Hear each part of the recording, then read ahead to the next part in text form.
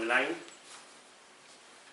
Y como sabéis, el foro es un lugar de encuentro, de compartir, en el que se puede deliberar, discutir, opinar, decir, con la tranquilidad de que es un lugar amable y que se puede decir lo que se quiera y se puede contestar lo que se quiera, y parte de lo interesante es esa discusión. Y también, como estamos de distintas generaciones, pues también distintas perspectivas, panoramas, opiniones, curiosidades. Y hoy tenemos pues a María, que no te voy a presentar porque ya la mayoría te conocen, saben quién eres, y para eso hemos venido. ¿Y tú quieres exponer y que luego ya deliberemos, o se puede hablar durante la exposición? Como queráis. Lo que tú prefieras. Se puede hablar, lo que pasa que, bueno, si hay algo que preguntáis que va a salir luego, pues lo digo, lo vamos a ver luego, pero sí, por mí así aprendo. Yo venía un poco preocupada porque esto de enfrentarte a psicólogos y psiquiatras y que te hagan el perfil de las neuras, no creas que me hace mucha gracia, ¿eh? Pero eso es un clásico. Las personas piensan que cuando hacemos el perfil nos fijamos en lo negativo, y es al revés, nos fijamos en las fortalezas, las habilidades, las capacidades, la bondad de la persona, al menos en este foro. No sé. ¿Es eso verdad o...? Pues muchas gracias, María. A vosotros. Bueno, muchas gracias, que me hace mucha ilusión estar aquí y me gusta que haya mucha gente joven. Eso rejuvenece, y además ver que hay interés. Bueno, ya sabéis que, como ha dicho Carlos, no hace falta decirlo, pero siempre viene bien situarse un poco. Yo me he dedicado toda mi vida profesional al derecho matrimonial canónico, que los canonistas son muy especiales en esto, matrimonial, porque hay otras ramas del canónico. Y a partir del matrimonial canónico empecé con el acompañamiento familiar, precisamente para prevenir y procurar que los matrimonios no acaben llegando a una separación ni a un proceso de unidad. Y un segundo, porque esto no veo dónde tengo que darle para que pase. Bueno, he puesto, yo sé que lo de las leyes cuesta un poco, pero las leyes ayudan, porque nos dan los conceptos, ¿no? Y me parece que es interesante saber qué dice la Iglesia sobre el matrimonio. Y voy a explicar por qué. Porque, fijaros, cuando yo estudiaba Derecho, hace una pila de años ya, en mi clase y fuera de mi clase, todo el mundo sabíamos que el matrimonio era una unión de un varón y una mujer para siempre, en fidelidad, abierta a la vida, y a unos nos parecía muy bien, a otros les parecía que no era lo que querían, pero todo el mundo sabía esto, no se discutía el concepto de matrimonio. Con la modificación de las legislaciones civiles, el matrimonio ha pasado a ser una unión de dos personas que se rompe a voluntad de cualquiera de las dos. Entonces se ha ido vaciando de elementos, se ha ido vaciando de contenido el concepto de matrimonio, pero se le sigue llamando matrimonio. Y resulta que el concepto natural de matrimonio ya solamente lo encontramos en la ley y en la doctrina de la Iglesia. Esto es muy importante porque en la mentalidad general lo que cala es lo que dice la ley civil. Y si vosotros preguntáis a vuestros compañeros de clase, de trabajo, salvo que hayan tenido una formación religiosa en la Iglesia Católica que incluya la formación en la afectividad y algo de antropología, vuestros compañeros os dirán que el matrimonio es una unión que se puede romper incluso si te has casado por la Iglesia, y que si el divorcio no se admite en la Iglesia es porque el Papa se tiene que actualizar. Esto es lo que hay en la mentalidad general. Y esto es un problema porque el único que propone el matrimonio como concepto natural es la Iglesia. Pero claro, nos encontramos con esa barrera de si yo no soy católico, ¿por qué tengo que aceptar que el matrimonio es esto? Y nos estamos encontrando con que la mayoría de las personas están convencidos de que no son capaces de vivir una relación definitiva, una entrega de amor para siempre, cuando lo están viviendo en la amistad. O sea, capaces son, pero lo que están viviendo en la amistad se les dice que no lo pueden vivir en el matrimonio.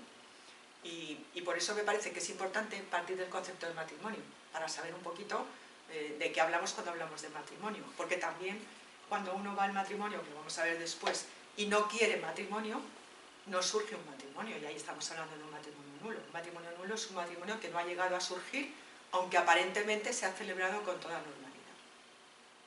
Y lo que dice el Código de Derecho Canónico, que lo tenéis ahí, luego si queréis la presentación, pues fenomenal, es que la alianza matrimonial por la que el varón y la mujer, que esto es el primer elemento, constituyen entre sí, ellos dos, el uno con el otro, es una unión entre estos dos, un consorcio de toda la vida, es decir, una unión para toda la vida, para siempre, que se ordena por su misma índole natural a dos cosas, el bien de los cónyuges y la generación y educación de la prole. Esto es muy importante porque estos dos bienes son indisolubles, son dos caras de la misma moneda y a veces hemos hecho más hincapié en uno de los dos dependiendo de qué está atacando la mentalidad contemporánea.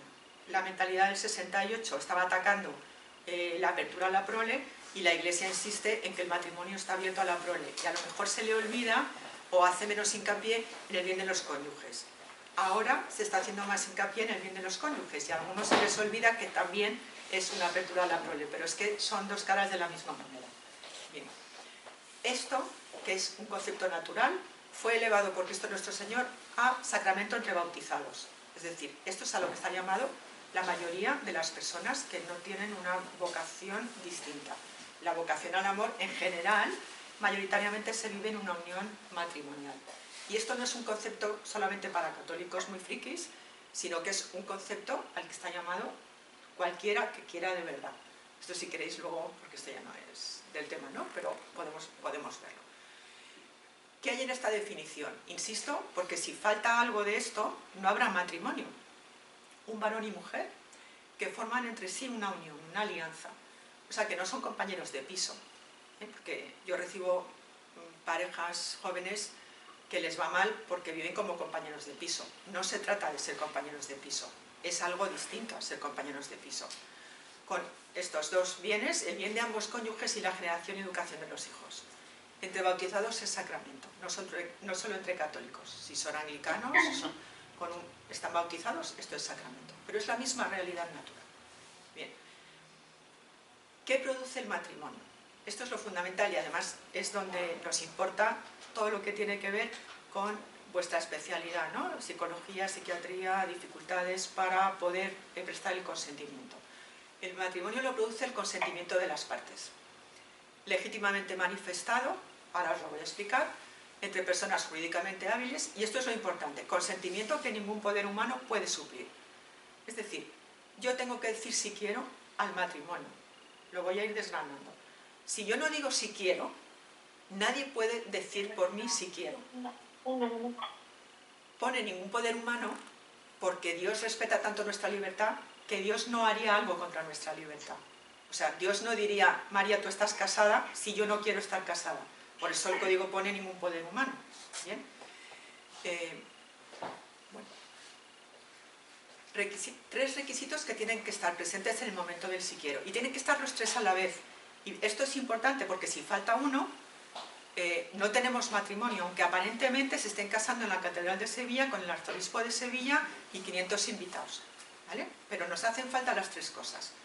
El matrimonio lo produce el consentimiento de las partes, que es lo que vamos a desarrollar a continuación. Legítimamente manifestado quiere decir que hay que decir sí quiero ante un testigo cualificado de la Iglesia que recibe el consentimiento en nombre de la Iglesia y dos testigos comunes. Es decir, tiene que haber tres personas que puedan decir sí, aquí se dijo sí quiero, dijeron los dos sí quiero. ¿Por qué? Por la importancia que tiene el matrimonio. Tenemos que tener constancia de si, oye, ¿os habéis casado? Y ahora yo digo, no, yo no me estaba casando. Y el otro dice, sí, yo me estaba casando. Esto no puede ser, porque el matrimonio es importante no solo para nosotros, sino, bueno, en la Iglesia sacramento no es lo mismo que haya sacramento que no haya sacramento, pero para el Estado también es distinto que se forme un matrimonio y una familia o que no. Entonces, tiene que quedar constancia, se dice públicamente, si quiero, un testigo cualificado y dos testigos normales. Bueno, normales, ¿me entendéis? Entre personas jurídicamente hábiles. Aquí va una de las preguntas que hacía Carlos cuando me llamó, ¿no? Dos personas jurídicamente hábiles quiere decir que no tienen una prohibición para contraer matrimonio. ¿Qué es una prohibición para contraer matrimonio? El Código de Derecho Canónico establece una serie de supuestos en los que no puedes contraer matrimonio. ¿Por qué?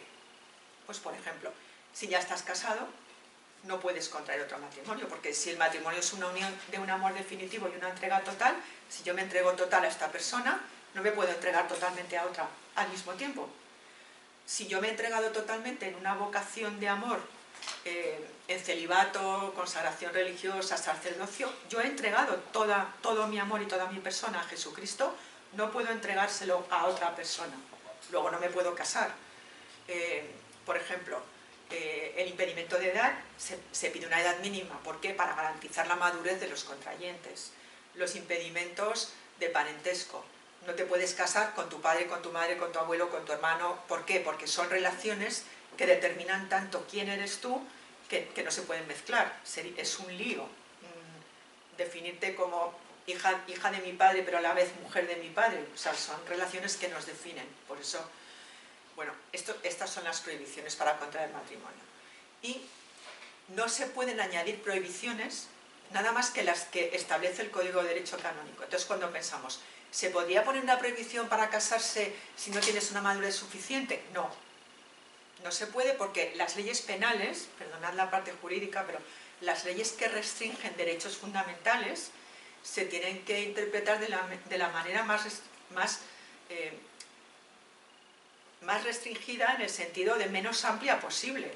Si estás limitando un derecho fundamental, tiene que ser en casos completamente extremos y muy tasados, no abrir a la generalidad de las personas esa limitación. ¿Se entiende esto? Por eso el matrimonio es un derecho. En la Iglesia hay un derecho fundamental a elegir estado. Me quiero casar. Bueno, pues en principio, si no tengo un impedimento y cumplo los requisitos de capacidad, que ahora los vamos a ver, me puedo casar. ¿Se entiende esto? O sea, esto es algo que sale, ¿no? En general, también los canonistas se lo plantean. Tiene otra dificultad, que me estoy adelantando.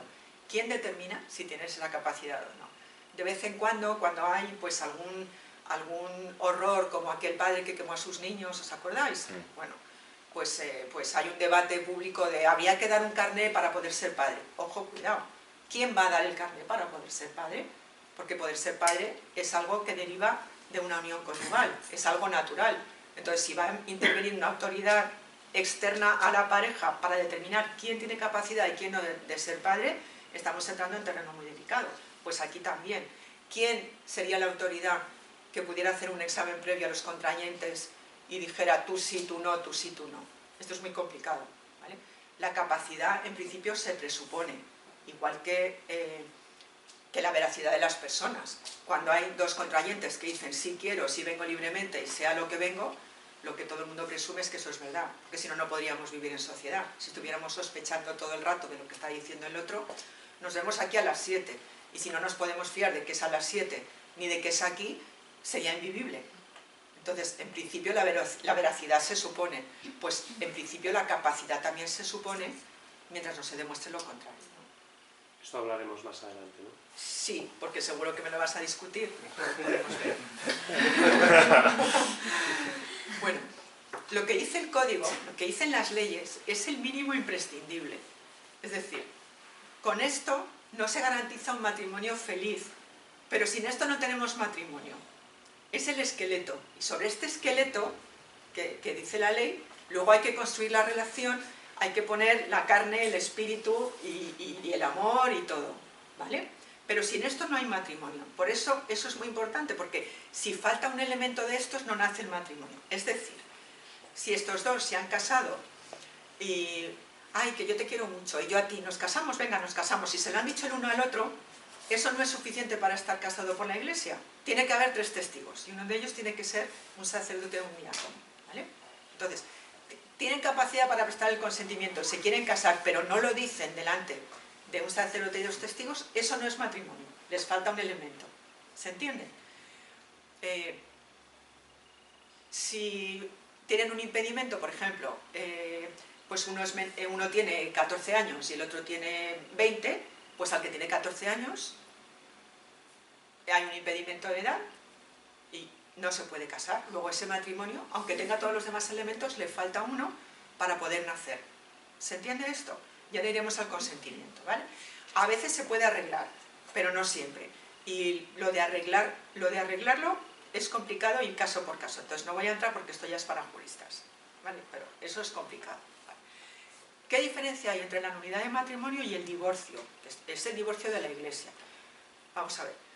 el divorcio es un matrimonio que surge válidamente. Esta mañana tomaba declaración una señora que me ha dicho: mi hermana pide la nulidad porque piensa que está convencida de que su pareja no tiene derecho a llamarse marido porque la ha maltratado y no la ha querido. En cambio yo, que estoy divorciada, yo no pienso que mi exmarido no era mi marido. Se acabó el amor, qué faena, pero ha sido mi marido y reconozco que ha sido mi marido. Me parece que es muy gráfico esto. O sea, el divorcio lo que hace es que rompe un matrimonio que ha existido. La nulidad lo que hace es declarar que esta unión que aparentemente era un matrimonio, realmente no lo era. También hay nulidad en la legislación civil, ojo. Lo que pasa es que en el derecho civil, la acción para pedir la nulidad del matrimonio caduca al año. O sea, el Estado entiende que si yo me he casado con alguien y, por ejemplo, me ha engañado, me ha mentido en algo que para mí era relevante, si pasa un año desde que yo conozco eso y no digo nada, perdí mi oportunidad. El Estado entiende que, bueno, pues si yo no he dicho nada es que me acomodo a eso y que lo quiero ese matrimonio como me lo he encontrado, no como lo he elegido. La Iglesia es tan respetuosa con la libertad que el mero paso del tiempo no hace que un matrimonio que no es válido pase a ser válido. Y esto es el motivo por el que hay matrimonios que han pasado 30 años juntos y luego ese matrimonio es nulo. Imaginaros,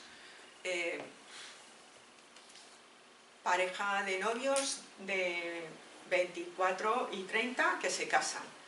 Viaje de novios, regular, porque uno de los dos ya tiene unos comportamientos...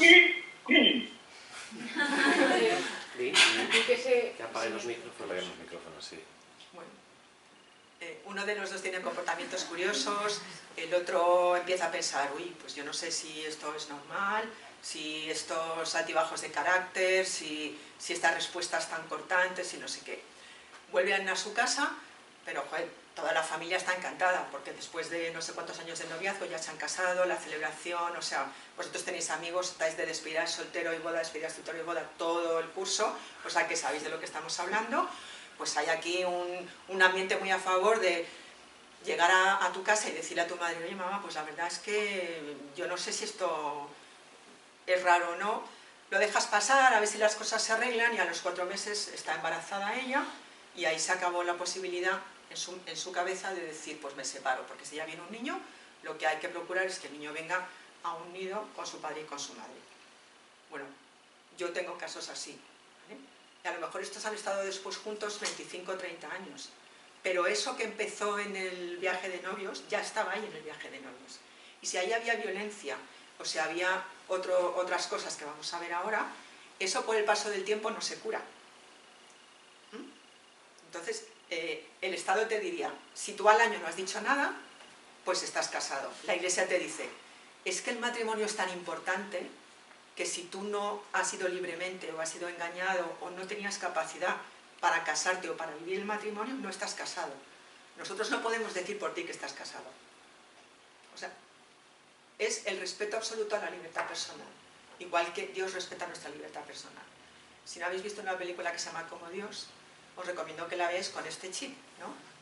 Él le dice a Dios, haz que me quiera, bienvenido a la libertad.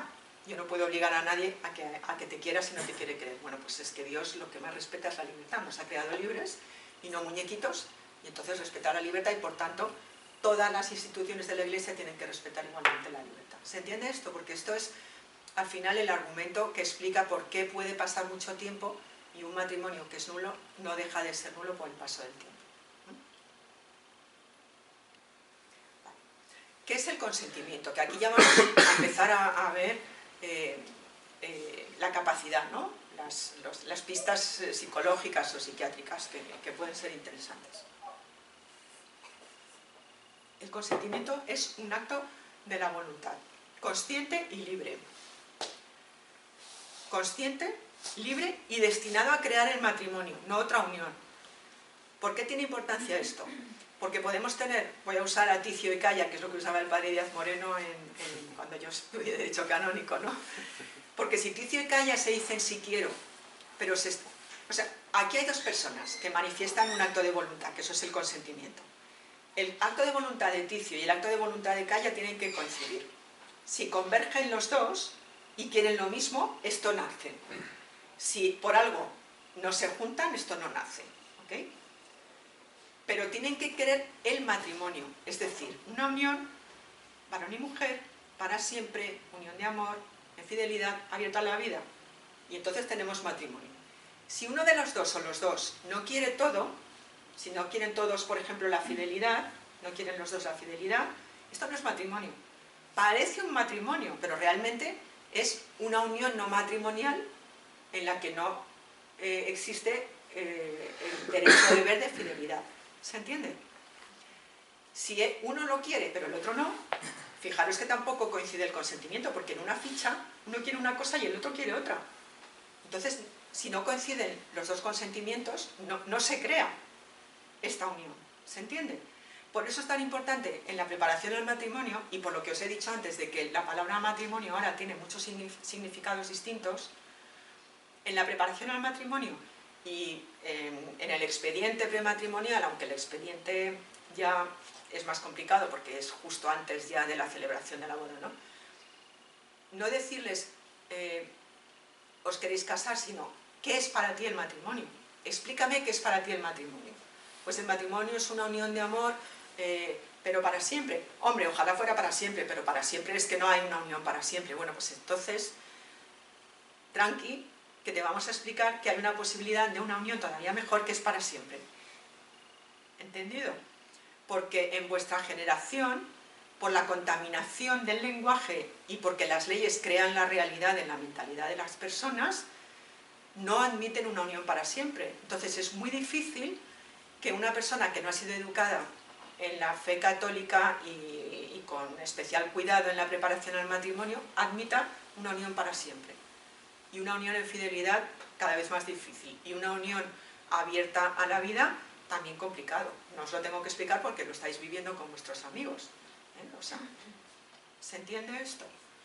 Vale. Entonces, destinado a crear el matrimonio. No lo que ellos pueden llamar matrimonio, sino el matrimonio como institución natural. ¿Sí? O sea, tiene que tener todos estos elementos que forman el matrimonio. Al decir si quiero, hacemos una doble elección.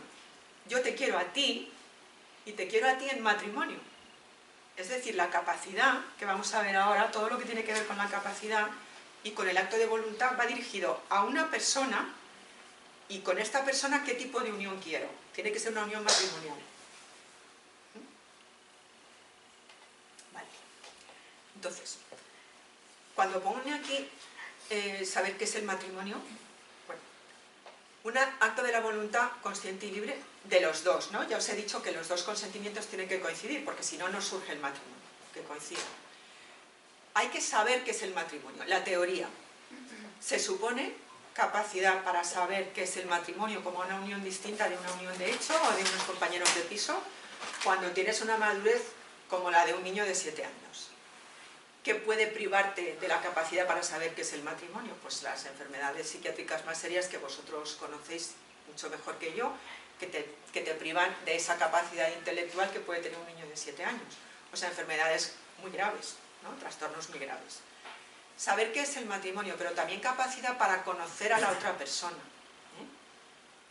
Y aquí es interesante para vuestro trabajo y para el mío, la diferencia entre tener capacidad y usar esa capacidad. Porque a veces te dicen, es que yo no lo pensé. Vale, pero usted tenía capacidad para pensarlo. Es decir, no es lo mismo una decisión tomada con precipitación que una decisión tomada sin capacidad para tomar esa decisión. ¿Se entiende esta diferencia? Que es muy importante. Yo podía valorar, yo podía entender y saber lo que era el matrimonio. Pues mira, no podía, porque, por ejemplo, esta mañana también declaraba una psicóloga y decía que el ex marido de su paciente, en su opinión, de la psicóloga, no tenía capacidad para saber lo que era una relación conyugal, porque en su casa se habían vivido patrones de violencia continua y él había asumido como una forma, o sea, la forma normal de relación entre varón y mujer, una forma de violencia. Entonces no tenía capacidad para saber lo que era el matrimonio, porque no entendía el matrimonio como una unión de amor, era una unión de sumisión. Bueno, eso es una falta de capacidad, que no es lo mismo que tener capacidad y no pararse a pensarlo. Ah, no, es que no lo pensamos, nos dejamos llevar porque llevábamos 6 años de novios y bueno, pues después de 6 años de novios ya toca, porque o sigues o lo dejas y ya con 32 años no lo íbamos a dejar y nos teníamos cariño y seguimos. ¿Pero pensasteis lo que hacíais? No, no lo pensamos. Bueno, no lo pensasteis, perdón, porque sois idiotas. Pero lo teníais que haber pensado, porque lo podíais haber pensado. ¿Vale? ¿Se entiende esto? Perdonadme si lo digo así, pero creo que así se entiende bien. Bueno, además de saber qué es el matrimonio como teoría, valorar a qué me compromete esta unión. O sea, yo sé a qué me comprometo, que ya... es que iba a decir tengo que, pero no me gusta porque parece que es una obligación.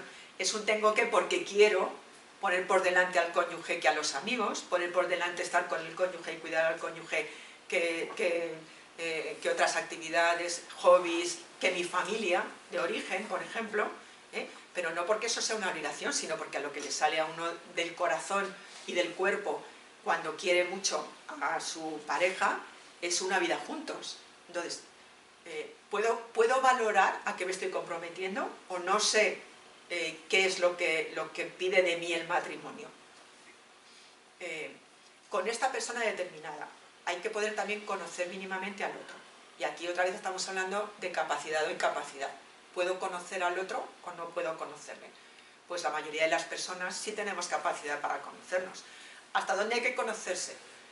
Pues siempre estamos hablando de mínimos. Ya os he dicho que esto es pedir el mínimo, mínimo, mínimo para que exista el matrimonio y luego ya nos toca a nosotros trabajarlo. Es el mínimo, mínimo, imprescindible. Entonces, la falta de madurez, no, una falta de madurez propia de la edad que uno tenga, pues inmaduros somos todos hasta que nos muramos, ¿no? Porque todos vamos madurando. Entonces, una madurez que no sea una patología no te priva de esta capacidad de valorar y de saber lo que es el matrimonio y poder valorar a qué te estás comprometiendo. Elegir libremente, que no es lo mismo, porque yo puedo saber lo que es el matrimonio, saber a qué me compromete y no poder elegir. Fijaros, elegir libremente sin que haya impulsos internos o externos que yo no pueda superar, que sean irresistibles. Os voy a poner un ejemplo de un embarazo prematrimonial para que veáis la diferencia. Son casos reales, Embarazo prematrimonial de una chica de 18 años con un noviete con el que lleva 6 meses, ni planes de boda, ni nada, ahí no se había hablado de nada. Pues un despiste y embarazo. Y entonces los dos dicen, ¿cómo le puedo decir yo a mis padres que estamos embarazados? O sea, es que en mi casa pues, se va a montar la parda.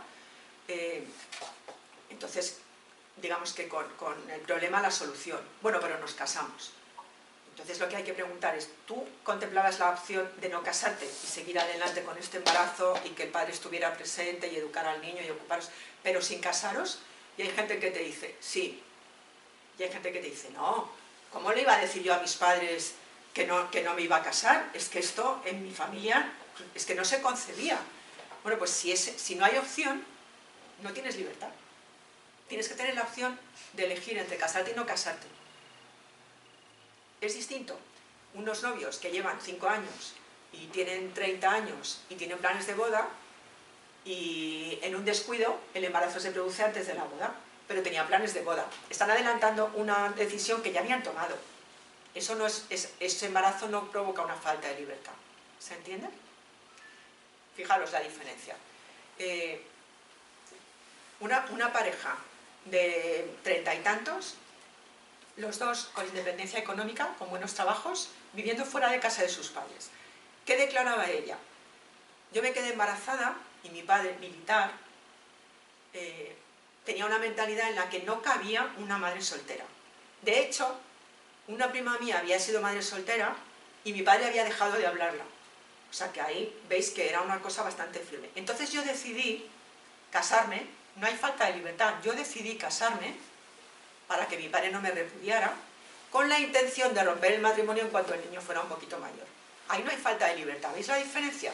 Yo elijo el matrimonio, elijo casarme, este embarazo, que por cierto no es una patología, no hace falta que lo diga, pero entonces fuera de aquí sí que hay que decirlo, este embarazo no le causa una falta de libertad. Lo que hace este embarazo es que ella vaya a una unión matrimonial reservándose el derecho de romper. No es matrimonio, porque falta uno de los elementos que os he dicho, el para siempre. Pero, o sea, que no siempre son patologías psiquiátricas.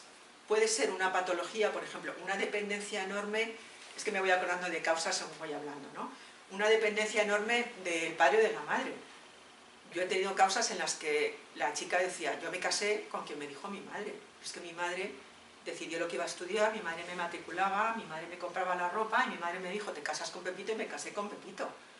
Eso es una patología, porque esta chica no tenía capacidad de decidir, es una falta de madurez y todo lo que vosotros sabéis mejor que yo, y es bueno que luego nos ayudéis a nosotros a entenderlo en los procesos, ¿no? Esto es una patología. No siempre hay una patología, porque ya os he dicho que un embarazo prematrimonial, que no es una patología, depende del tipo de personalidad y de la situación concreta de la persona, puede privar de la libertad. Por ejemplo, pues pareja de novios que no lo tienen claro, o por lo menos uno de los dos no lo tiene claro, pero el padre de esa parte de la pareja está muy enfermo, o la abuela está muy enferma. Pues me gustaría verte casada, hija mía, antes de morir. Y se casan. Se casan condicionados por esto. Pues esto te está privando de libertad.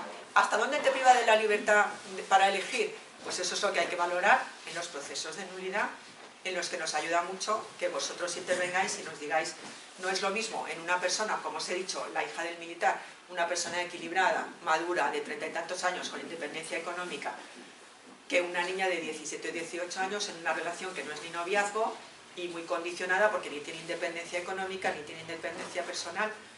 ¿Se entiende esto bien? Aquí había una pregunta. No, era esto de que, me preguntaba hasta qué punto algunos de esos ejemplos que has puesto tienen capacidad si no la están usando. Esa diferencia que hacías antes, ¿no? Claro, es lo que digo. Esa niña de 18 años a lo mejor sí que no está usando la capacidad de elegir, a lo mejor.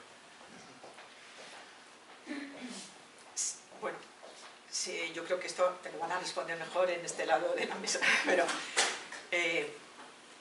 por lo que yo tengo como experiencia de estudiar causas y de estudiar informes periciales, te priva de la capacidad y de la libertad la sensación de angustia de estar en un pozo y decir, es que no, estoy en un túnel, o sea, no había otra opción, todo me arrastraba hasta ahí. Por eso digo, depende, porque si eres una mujer de 30 y tantos con independencia económica, que te puedes liar la manta a la cabeza y decir, pues mira, ¿no os gusta que sea madre soltera? Pues esto es lo que hay, y tienes la capacidad de resistir la crítica externa, entonces tienes capacidad. Si no tienes esa capacidad, es falta de capacidad. Es que eso es lo que hay que valorar en los procesos. Y además de saber lo que es el matrimonio, de valorarlo y de elegirlo libremente, tengo que poder asumir los derechos y obligaciones del matrimonio. ¿Qué quiere decir? Poder formar con el otro una comunidad de amor mínima. O sea, ser un marido o mujer pasable. No bueno, pero pasable. Y ser un padre o madre también pasable. Mejor que sea bueno, pero por lo menos lo justito para probar. Necesitamos el 5 pelado. Luego, si tenemos un 7 o un 8, mejor, pero aquí estamos buscando el 5. Yo creo que vamos a poner ejemplos ahora más adelante, ¿no? Bien, lo que nos interesa cuando estamos hablando con especialistas en psicología y psiquiatría son los vicios del consentimiento. Porque vosotros, si se han casado delante de un cura y ese cura era el que tocaba, o se han equivocado y no era el párroco, y entonces eso es un problema, no es de vuestro negociado, ¿vale? De vuestro negociado, ¿qué es? Lo que puede viciar el consentimiento, la capacidad para elegir, la capacidad para decir si quiero, la capacidad de decirlo con libertad. Bien, son los motivos por los que uno dice si quiero, pero ese si quiero no tiene fuerza suficiente para crear un matrimonio. Yo lo estoy diciendo. Sí quiero, pero esto no tiene la capacidad de crear un matrimonio. Puede ser. Porque tengo que conocer y querer el matrimonio, me estoy repitiendo, pero es que esto es la única forma de explicarlo. Conocer y querer el matrimonio con todos sus elementos. Si yo estoy diciendo si quiero en los Jerónimos, con el cardenal o el nuncio, que también se ven nulidades celebradas la boda por un nuncio, que, o sea, aunque haya muchos galones, no quita, eso no cambia lo que pasa en los contrayentes.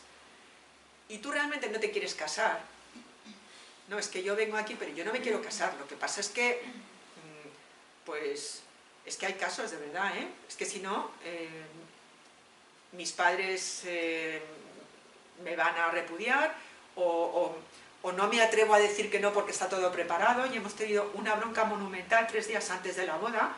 Yo tengo casos así, no creéis que lo estoy inventando, son casos reales. Hemos tenido una bronca monumental 3 días antes de la boda, y yo decidí que no me quería casar, porque me di cuenta en ese momento de lo que no me había dado cuenta en los 4 años de noviazgo. Pero estaba todo preparado. ¿Cómo le digo yo a mis padres que no me voy a casar con una boda de 500 personas en los Jerónimos pasado mañana? Entonces voy al matrimonio diciendo, yo no quiero esto, pero delante del cura digo que sí. Lo que importa es lo que yo realmente quiero, la voluntad verdadera, no lo que manifieste. Os he dicho al principio que de momento, en principio, presumimos que lo que yo digo es lo que pienso. Por eso el matrimonio se presume que es válido. Estos dos han dicho, si quiero, si vengo libremente, si sea lo que vengo, pues se presume que están casados, que esto es normal. Si eso no es así, hay que demostrar que no es así, ¿vale? Esto es importante, en principio, pues el matrimonio es normal y es válido. Si no es así, lo tienes que demostrar en un proceso. Simulación total, no quiero el matrimonio. Simulación parcial, un matrimonio, y lo he puesto entre comillas porque ya no es matrimonio, al que le falta un elemento, sin fidelidad. Me reservo la posibilidad de tener mis aventuras. A lo mejor están de acuerdo incluso, porque hay gente para todo. Una pareja abierta. Hay gente que hasta en medios de comunicación presume de parejas abiertas. A mí no me parece muy romántico que me compartan con otra, pero hay otras que por lo visto no se valoran tanto como yo. Aunque estén de acuerdo, y para ellos no sea un inconveniente, esto no es un matrimonio, porque el matrimonio implica fidelidad. Si tú quieres una relación en la que no haya fidelidad, elige eso, pero llámalo de otra manera, no lo llames matrimonio, porque nos estamos equivocando con los conceptos. O que no sea para siempre, o que no sea sacramento, o que no sea abierto a la vida. Y entonces, ante el sacerdote y toda la tropa, dicen, sí, quiero esto, pero realmente se están reservando la posibilidad de romper si nos va mal. No quiero tener hijos, pero no lo digo porque si no el otro a lo mejor no se casaría conmigo. ¿Entendido? ¿Qué puede privarme de la capacidad de elegir libremente el matrimonio? La ignorancia. Bueno, la ignorancia se presume que uno cuando tiene uso de razón ya sabe lo que es el matrimonio, entendido como una unión de varón y mujer en la que suelen venir hijos mediante una cierta cooperación sexual, dice el código. O sea, no hay que saber exactamente y técnicamente cómo es esa cooperación sexual, solamente que hay una cierta actividad sexual. Eso, bueno, hoy creo que... También tened en cuenta que la ley de la Iglesia es para la Iglesia universal, porque nosotros a veces nos pensamos que somos el centro del universo. El centro del universo, lo ha dicho Meloni, que no sé si por ser Meloni, pero Roma efectivamente es el centro del universo, como todo el mundo sabe. No somos el centro del universo. Esto es ley que se aplica en toda la cristiandad, ¿no? Entonces a lo mejor lo que aquí no pasa, en otros países, con otras culturas, puede pasar. Sí. La falta de uso de razón es lo que os decía, estar privado de la capacidad intelectual, pues eso ahí sois vosotros los que tenéis que poner las etiquetas de qué trastornos te privan del uso de razón. La falta de capacidad para valorar y elegir libremente, el error sobre la persona del otro. Por ejemplo, bueno, es que esto es complicado, lo vamos a dejar. El error doloso. El otro me ha ocultado una cualidad muy importante que si yo la conociera no me casaría. El clásico ejemplo es, a mí me consta que he pasado una enfermedad que me impide tener hijos, me consta, porque si yo no lo sé no estoy ocultando, pero si yo lo sé y no te lo digo porque tengo el miedo de que si te lo digo tú romperás conmigo, pero te estoy engañando. Volvemos a la libertad. Es que si el matrimonio es un acto de la libertad y yo no te doy los datos que yo conozco sobre mí para que tú tengas la libertad de elegir si quieres o no casarte conmigo, ese engaño te está privando de la posibilidad de elegir libremente. ¿No? Yo te digo, mire, pues tuve un cáncer de útero, me tuvieron que operar, no puedo tener hijos. Y tú dices, pues mira, Chati, yo contigo, aunque sea sin hijos.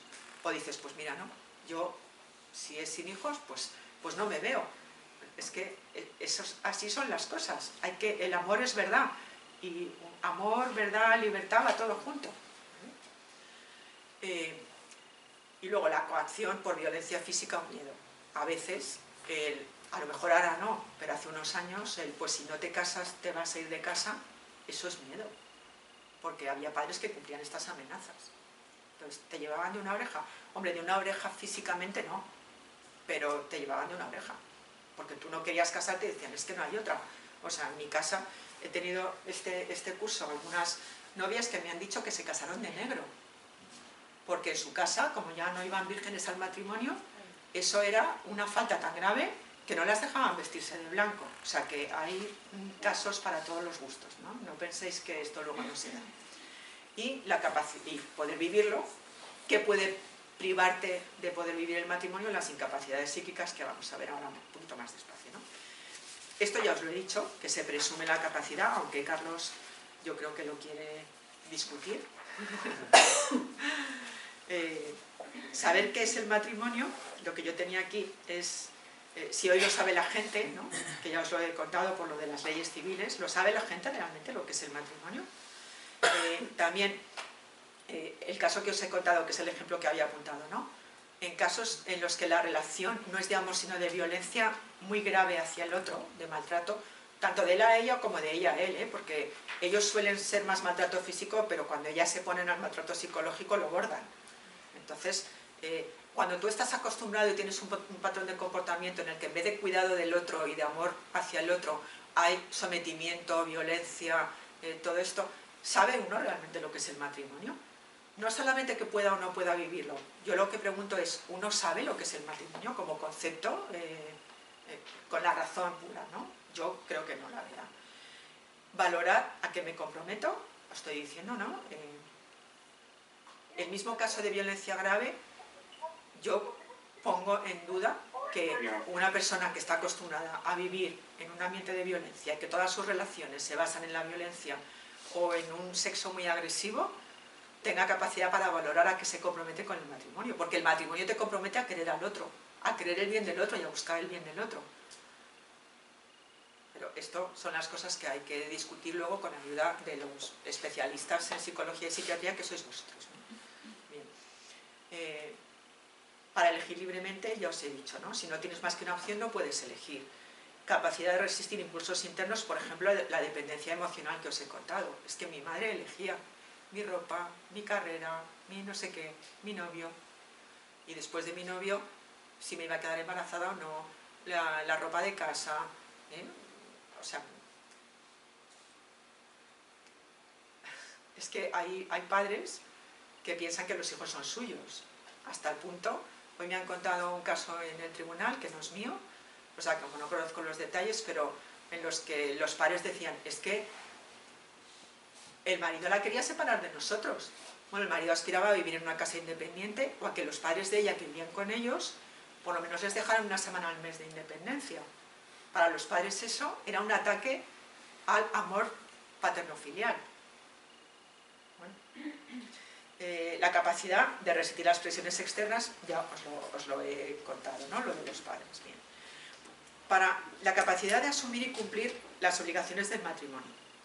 Aquí la distinción también es importante, porque no es lo mismo poder cumplir algo y no cumplirlo, que no tener capacidad para cumplirlo. Por ejemplo, antes de ser juez fui muchos años defensora del vínculo, y una de mis causas del principio de defensora del vínculo, que hará 20 años, y que todavía la tengo aquí, porque ella declaraba, nosotros acordamos casarnos y uno de los dos estaba, bueno, uno de los dos no, ella estaba en unos estudios muy exigentes, pues tipo MIR o oposiciones o una cosa así, ¿no? Y entonces habían acordado que durante el tiempo, hasta ese examen tan exigente, no iban a tener hijos, que él la iba a ayudar para aprobar, vamos a poner que fuera el MIR, para aprobar el MIR, no sé. Empezaron las desavenencias en el matrimonio inmediatamente, recién casados. Estuvieron casados pues un año escaso. Y cuando ella declaraba esto, ¿no? Que él no la había ayudado y además se había liado con una compañera de trabajo. Y cuando él vino a declarar, el juez le preguntó: ¿usted podía haber hecho el esfuerzo de volver con su mujer? Y el tío, con todo su valor, dijo: sí, pero no me compensaba, porque con la otra lo tenía mucho más fácil. O sea, él podía haber trabajado su relación matrimonial, pero no quiso. Es que es el ejemplo más claro de falta de voluntad, pero no de capacidad. Es que lo dijo así: yo podía haber intentado y recuperar la relación con mi mujer, pero no quise, porque me lo ponía más fácil la relación con una tercera. ¿Qué pasa con esto? Pues que este matrimonio no es nulo, porque él podía haber trabajado su matrimonio y vivido su matrimonio. Y deja a la otra parte, con 30 años, en un matrimonio que es válido y por tanto indisoluble, y por tanto no puedes casarte con otra persona. Y aquí es donde vienen las cosas de la Iglesia. Es muy mala, porque no le da la nulidad. Vamos a ver, la Iglesia no puede decir que si un matrimonio es válido, decir que no lo es, porque esto es un sacramento. Vosotros no sé, pero yo sí que me lo creo. Y si estamos tratando con un sacramento, pues hay que tener mucho cuidado, porque el que se encarga de los sacramentos está por encima y nos va a pedir cuentas de qué hacemos con los sacramentos. Entonces, si yo, como juez, veo que no hay un motivo por el que un matrimonio sea nulo, no puedo decir que es nulo. Es que qué pena, esta chica con 30 años, para toda la vida casada y sin poder rehacer su vida. Sí, tanta pena que me sigo acordando 25 años después. Pero ¿qué culpa tiene la Iglesia? Entendido como responsabilidad. Habrá que pedir responsabilidad a este tío que no quiso, pudiendo, seguir adelante. Es muy doloroso, mucho, pero la culpa no es de la Iglesia. Digo culpa porque es lo que se suele decir, ¿no? Es que la Iglesia, si no le da la nulidad, la condena. Oye, ¿y él? Porque aquí cada uno somos responsables de nuestros actos. ¿Veis que a veces cuando se escarba un poco dentro de los procesos de nulidad se entienden cosas que visto desde fuera no se ven igual? Pero es que tan injusto sería que un juez muy escrupuloso que no viera nunca un matrimonio nulo cuando hay una nulidad de libro, como un juez que dijera: venga, todo nulo, con la idea de esto es más pastoral porque así todos rehacen su vida. Es mentira en los dos casos, ¿se entiende? Y las dos cosas son una injusticia. Pero una pregunta, este caso concreto de este chico que dice sí, podría pero no quise, hombre, alguna carita tiene, ¿no? O sea, quiero decir que a lo mejor no creía en la indisolubilidad del matrimonio, no sabía lo que iba. No se probó nada. Pero cabría esperarlo, o sea, yo creo, porque, o sea, vale, efectivamente por ahí no, pero por otros lados. Pues no se llegó a probar nada. Fíjate. O sea, yo creo en el sacramento del matrimonio, creo en la tal, creo en la cual, creo en la tal, sabía lo que estaba haciendo perfectamente. Y me fui por el camino fácil, que me parecía muy fácil, porque con ella tenía que hacer el esfuerzo y encontré una vía más fácil. Es que lo dijo así. Y es verdad, quiero decir que me gusta mucho lo que has contado, porque es un ejemplo donde la gente tiende a lo mejor hacia la Iglesia, y es verdad, es la voluntad y la libertad que él tenía. Él ejerce la libertad. O sea, otra cosa es que después éticamente nos pueda parecer mal, claro, porque hay un valor ético donde cada uno podemos juzgar, si me permite decir la palabra juzgar o tener una opinión, pero es verdad que él desde la libertad elige una opción que nos puede parecer, como digo, desde nuestros ojos, como tú dices, mal, vamos a decir esa palabra. Pero él ejerce su propia libertad personal. Es lo mismo, por ejemplo, cuando uno excluye la indisolubilidad o la fidelidad, no es lo mismo comprometerte a ser fiel y después tener un lío que reservarte la posibilidad de ser infiel en el momento de casarte. O sea, no es lo mismo asumir una obligación y después no cumplirla por debilidad o a conciencia, que no asumirla desde el principio. ¿Ves la diferencia? Es que por eso fue tan doloroso, porque es que no tenía una inmadurez galopante, ni había excluido nada. Es que no había por dónde cogerlo. Pero si no hay causa, no hay causa, porque el matrimonio, una vez que nace, ya no depende de la voluntad de las partes poder romperlo, porque están en juego muchas cosas que también se nos escapan, que son entre dos personas bautizadas es sacramento, y bueno, hay que acudir a la teología del cuerpo y hay que acudir a muchas cosas, y todavía la teología matrimonial es una bomba de relojería que algún día acabará por estallar, ¿no? Está empezando, pero todavía tiene mucho, y tiene, o sea, tiene una potencia, y tiene dentro una realidad tan grande que se nos escapa, porque solamente vemos un puntito de todo lo que significa el matrimonio, que no podemos romperlo a nuestra voluntad. Bueno, esto es lo que os quería decir, ¿no? En los jueces, ¿qué necesitan los jueces? Pues si hay una pericia, ¿qué necesitamos? La historia personal. A mí personalmente me parece que es interesante que un perito diga, o sea, a los peritos en los tribunales, para hacer su pericia, se les da todo lo que hay en la carpeta, ¿no? O sea, la demanda y todas las declaraciones. El perito se lo estudia y luego hace sus pruebas y su entrevista. A mí me parece que es interesante, si hay discrepancias entre la historia que ha contado en consulta y la historia que ha contado en el tribunal, que el perito diga, pues me ha contado tal cosa que no contó en el tribunal, y que investigue por qué no lo contó. Oye, a lo mejor el instructor, yo ahora soy instructora, no se lo preguntó y se lo podía haber preguntado, pero a lo mejor la persona no se atrevió a contar algo en el tribunal, y en un ambiente distinto, con un médico, tal, se siente mejor, o sois más hábiles para sacarle la información. Pero si hay discrepancia de hechos importantes, hay que explicar cuál es esa discrepancia y por qué uno piensa que hay esa discrepancia. La historia personal, para ver si hay comportamientos que se repiten, o un comportamiento que ha salido justo después del matrimonio, o 30 años después, pero estaba presente ya en la historia personal. Había en germen, había cosas que vosotros, como técnicos, veis que dice, bueno, es que ya desde la infancia no asumía, pues yo qué sé, no afrontaba la realidad, se evadía, buscaba, no sé, estaba todo el día jugando a los videojuegos para no afrontar la realidad, y esto le ha ido pasando a lo largo de la vida. Los rasgos de personalidad, esto, cuando un perito en un informe dice, hay rasgos de tal, te echas a temblar, porque rasgos de tenemos todos, ¿no? No nos aporta nada que digáis, tiene rasgos de inmadurez. Bueno, pero esos rasgos son en la media, más que la media, menos que la media, Te y cómo aporta que no se ha afecta. hecho un diagnóstico fehaciente de trastorno de la personalidad. ¿Perdón? Claro que te aporta. Sí, sí. Porque dice, ¿tiene un trastorno de personalidad sí o no? No, la respuesta es no, no que no lo pone. No. ¿Tiene un trastorno de personalidad? No. Perdón, pero es que tiene, cuando ya me engancha con los jueces. pero tiene rasgos de no sé qué. Bueno, tú me dices, no tiene un trastorno.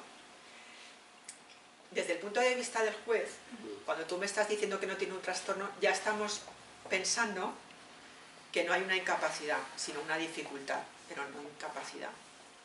Si tú crees que es más grave que eso, no me basta con que me digas tiene rasgos. Tiene rasgos más o sea, rasgos obsesivos más que la media. O sea, los abogados solemos tener rasgos obsesivos porque es muy bueno para tener ordenadas las cosas. Pero ¿el contrayente tenía más rasgos obsesivos que un abogado? ¿Cómo le afectaban estos rasgos en sus relaciones personales? Porque a lo mejor era un abogado fabuloso, pero luego no podía relacionarse con las personas. O sea, no me basta con los rasgos. Cuando los rasgos no forman un trastorno, ya digo que ahí estamos en terreno pantanoso. Si dice rasgos es que afecta a la vida cotidiana de la persona. Pero hay que especificarlo en el informe. Por eso hacéis unas preguntas. Sí, Por eso. pero bueno, Que se hay responden informes en el mejores que informe. otros. Hay informes más trabajados, hay informes más exhaustivos, hay quien solamente responde sí o no a lo que se le pregunta. Y eso, hombre, se puede dar más pistas. Y luego desde una antropología adecuada, porque por ejemplo, yo me acuerdo una vez que había un informe pericial que el psiquiatra decía que ella tenía un trastorno de la conducta sexual porque estaba empeñada en vivir la paternidad responsable conforme a la doctrina de la Iglesia. Pues no. Vamos a ver, vivir la paternidad responsable con el conocimiento de la fertilidad, si le provocó una angustia, una neurosis, un no sé qué, porque tenía que estar pendiente de las gráficas, vale. Pero vivir la paternidad responsable conforme a la doctrina de la Iglesia no es un trastorno de personalidad. ¿Vale? Como un embarazo no es un trastorno tampoco de personalidad. Entonces, el perito tiene que tener una antropología adecuada. Y si estamos en la Iglesia, tiene que ser una antropología que entienda a la persona pues como lo entiende la Iglesia, que es como es verdad. Y aquí es donde entramos con lo de Carlos, ¿no? Si tenemos a alguien en consulta que tiene algo y se va a casar, ¿tenemos que decir? Yo creo que sí. Es decir, hay que informar al otro, a la otra parte. Pues mira, tu novio, tu novia tiene una depresión o tiene unos rasgos depresivos o tiene unos rasgos obsesivos de los que se está tratando y esto le dificulta la relación conyugal o Pero por bueno, un eso, tratamiento... como hay personas en formación, se dice a la pareja, al novio o lo que sea, con autorización, etcétera, etcétera.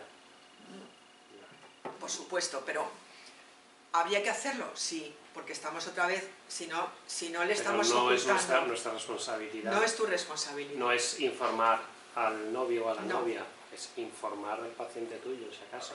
Ya, Avisarle, más que responsabilidad, es un beneficio añadido. sí, pero si el paciente quiere, sería bueno poder explicarle en presencia del paciente a la otra parte Sí. qué te pasa, qué tratamiento tienes, si esto dificulta o no dificulta, cómo te puede ayudar la otra parte, ¿no? Porque hay muchas cosas que con la ayuda de la otra parte, si quiere, claro, si no quiere... Claro. Normalmente no quieren. Sí, pero si no quiere hay que hacerle ver si eso no está privando al otro de datos necesarios para tomar una decisión en libertad. Por lo menos tú se lo dices y tú ya has cumplido. ¿Y qué podría ser el matrimonio nulo? Habría que decirlo claramente. Bueno, pues depende ¿Qué de podría ser? depende de lo cerril que sea el paciente. Sí, pero bueno. Sí, yo se lo digo como dice Iñaki. Yo digo, mira, Claro, es que es un- Si no se lo hay cuentas... personas con las que tienes una buena alianza, que sabes que son personas de fe, pero si tú no le cuentas esto a tu novia, La estás engañando. exacto, ella no tiene todos los datos Exactamente. y probablemente no haya matrimonio. Eso es. Entonces Pero mejor que que la traigas a la consulta, se lo explicamos entre los tres Claro, se lo y lo, entiende. y lo arreglamos bien. Y así no se asusta y lo entiende bien.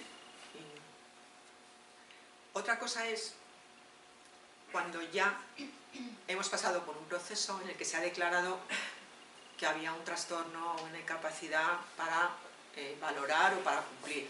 Y entonces se suele imponer un veto para contraer nuevo matrimonio. Aquí la incapacidad nos consta, ya no nos consta la capacidad, nos consta la incapacidad. Y ahí es donde no se debe admitir a un nuevo matrimonio sin una previa valoración de que las circunstancias que provocaban esa incapacidad no se dan ahora. Por ejemplo, cuando alguien se ha casado, como os he contado, con un embarazo, si te has casado con 20 años con un embarazo prematrimonial en una situación de inmadurez bastante severa y con una ansiedad por las circunstancias, hombre, en principio no te vas a volver a casar en las mismas circunstancias. Luego no se pone un veto para contraer, porque, mira, todavía no me he encontrado que se vuelva a casar a los 21 con las mismas circunstancias, ¿vale? Igual lo digo, vamos a tocar madera y me toca un caso, pero generalmente no se da. Ahora, si tú te has casado con un trastorno narcisista, no es fácil que el trastorno narcisista, sin un tratamiento, desaparezca. Entonces, si se impone un veto para contraer nuevo matrimonio, y lo que dice el veto es, esta persona no podrá contraer nuevo matrimonio hasta que conste que este trastorno está solucionado. Que a lo mejor no solucionado del todo, pero por lo menos que haya puesto los medios para que esto mejore. Y esto sí, hay una herramienta en la Iglesia que es que el expediente prematrimonial ya no se hace en la parroquia, se hace en el obispado. precisamente para que el nuevo contrayente por lo menos sepa que lo tiene que hacer en el obispado porque algo pasa. Y para intentar poder decirle, oye, tú sabes que tu novio o tu novia tiene un veto para contraer, que hay que levantar el veto, para que el otro sepa que algo le había pasado en la primera unión. ¿Sí? Yo, perdón, No, adelante. De los que tenemos más edad hemos vivido más cosas. Hemos vivido más cosas. Sí, yo también. Claro, no les voy a... pero los trastornos de personalidad no tienen cura, ¿no? Por eso yo soy el primero que estaba conteniéndome porque me hierve la sangre cuando se levantan los vetos de trastornos de personalidad. Los trastornos de personalidad no tienen cura. Entonces, sí se pueden curar. Se pueden mitigar y tal, ¿no? Pero en principio, según los manuales diagnósticos y tal, es un trastorno que dura toda la vida. Entonces, claro, es complicado que si tú diagnosticas a una persona de un trastorno, pero claro, como tampoco puedes decir rasgos, porque rasgos no dice nada, porque los rasgos, como no configuran un trastorno, sí puede tener esos rasgos y mitigarlos y mejorarlos, pero es que un trastorno de personalidad, o sea, no vale que te digan, tú tuviste un trastorno de personalidad narcisista con 24, pero eso fue cuando te casaste, ahora ya no. Claro. Eso Mira, es que o sea, clínicamente no cabe, ¿no, Carlos? Estamos puede, de acuerdo. Se puede mejorar mucho, pero tiene que pasar tiempo y hay que demostrar una terapia. Pero es que yo he visto vetos levantados sin terapia siquiera. Lo sé. Entonces dices, y al año, dicen, hombre, un trastorno límite de la personalidad sin terapia y en un año, no es posible que se haya ido. Tienes razón, me duele igual que a ti, a lo mejor más porque conozco más casos y más de cerca, de si hemos impuesto un veto, pues lo que dice Carlos, no se puede casar dentro de 3 meses después de la sentencia, porque sigue viviendo lo mismo. Lo de los rasgos lo explico, a lo mejor no forma un trastorno, porque, no lo sé, vosotros necesitáis que cumpla 7 rasgos para decir esto es un trastorno, y cumple 4, pero esos 4 dificultan mucho. Si solamente me dices tiene rasgos de narcisismo, para mí es poco, porque yo no soy especialista en psiquiatría. Si tú me dices, de los 7 que tendría que cumplir, cumple 4 y además muy acusados, eso ya es otra cosa, ¿sabes? No es un trastorno, pero ya me estás diciendo que aquí esto es importante. Y le afecta en esto y esto. Y si además te puedes apoyar en su historia personal, le afecta en esto como se ve en este comportamiento, como se ve en esto que declara su padre, como se ve en esto que declara su amigo del colegio. Eso ya es otra cosa. El problema es cuando te encuentras en un informe que dice rasgos de inmadurez. Pues es que igual para esto nos habíamos ahorrado una pericia, porque rasgos de inmadurez se suelen ver ya en las declaraciones. Yo lo que necesito... No hay trastorno de personalidad ya, por inmadurez. No hay trastorno, pero hay personas que tienen una inmadurez leve o en un aspecto de su vida y no les condiciona en otro, y hay otras personas que esa inmadurez es más seria. Es que también me parece un poco fuerte ponerle a alguien una etiqueta o un trastorno ya como de por vida, ¿no? Por eso te estoy diciendo que si no se puede poner una etiqueta, vamos a ver, en realidad no es tanto la etiqueta, o sea, el código no pide, desde mi lado, el código no pide que para que haya una incapacidad haya un trastorno o una etiqueta. De hecho, fíjate, hace unos años, en unas jornadas de actualización canónica, el vicario judicial de Mérida Badajoz, que era un buenazo, que en paz descanse, don José Gago, en una entrevista con la prensa, le preguntó al periodista, ¿la violencia es causa de nulidad? Y don José le contestó, no, pero. El periodista se quedó en el no y dijo, la Iglesia está contra las mujeres. Vale. La violencia no aparece en el Código de Derecho Canónico como causa de nulidad. ¿Por qué? Porque eso es muy reducido. Porque el Código no pide etiquetas de trastornos. Lo que dice es, si tú eres incapaz de ser un cónyuge de un aprobado raspado, entonces ese matrimonio no existe. Nos da igual cómo se llame lo que te pasa. Nos da igual que sea un trastorno o que sea una serie de rasgos que en definitiva te impiden una donación al otro mínima.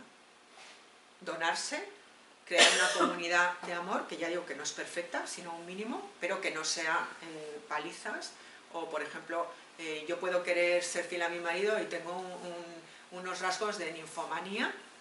Es que no hace falta tener un trastorno, pero si cada vez que veo a un tío rubio con ojos azules me tengo que ir detrás de él, porque yo no me puedo controlar. Pero lo que a nosotros nos ayuda es que nos digáis si esos rasgos influyen en su vida y sobre todo en la relación interpersonal. Y puede haber diferencia entre la relación laboral, y puede ser un jefe a lo mejor muy bueno. Yo lo pongo en duda.